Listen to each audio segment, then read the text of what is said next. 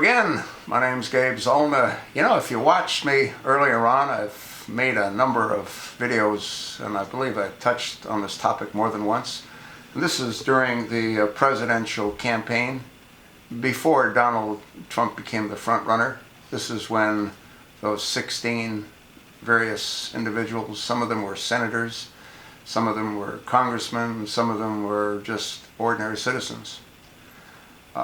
Retired mayors, retired governors. But the problem that I had back then, and I still have right now, is when you had Senator Ted Cruz out of Texas, who was first of all a Canuck, he never even should have been in the race. But when he was running for the Oval Office, he was out of office as far as representing his constituents for about a year and a half. Little Teddy Marco Rubio, pretty much the same thing. He was running around all over campaigning. And how about the governor out of Ohio, Kasich? He was running around campaigning. And they weren't the only ones. The governor out of New Jersey, he was doing the same thing, Chris Christie. Now, here's the problem that I have. Let's say you, Joe Blow America, common man, you're working for a company, and you decide you want to run for office. And you're working for Bank of America, or you're working for, I don't know, you're working for Wells Fargo, or you're working for GM, working for, who knows, any major corporation. You're working for Google. You're working for Apple. And you say to your boss, you know what, I'm going to take a year and a half off to campaign for whatever you're going to campaign for. What do you think they're going to say to you?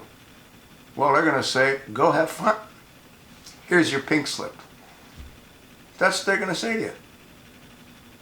So, how is it that that's what happens in the real world, but it doesn't happen in our government?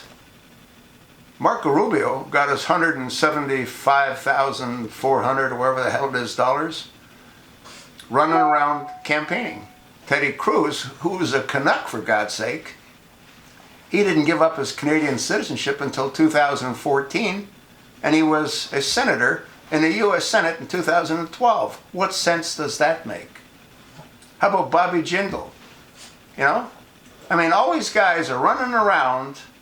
Chris Christie, he's getting paid by the citizens in his state for being a governor when he's not governing.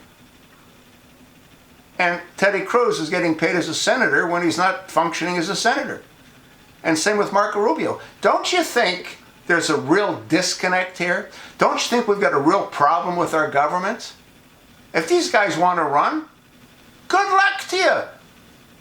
Don't let the door hit you in the ass on the way out. There's a reason that they were elected to represent their constituents. They can't be representing them when they're not there, when they're campaigning. So why are they getting paid? And why isn't someone else put in a position that can perform the duties expected of a representative of the people? Am I making any sense, or am I somewhat delusional as far as you're concerned? And if you're in agreement, why don't you write to your congressional representative and say, what the hell is wrong with this picture? I just put up a video, and it's titled, Irresponsible, Worthless Democratic Senators Need to Go. That's going up on the web as we speak. And that's in response to these dirtbag senators not appearing for the hearings. They don't want to be there for the vote. Well, if you don't want to be there, you're not doing your job. If you're not doing your job, hasta la vista. Get it? That's sort of what I think. And you know why I think what I think, don't you?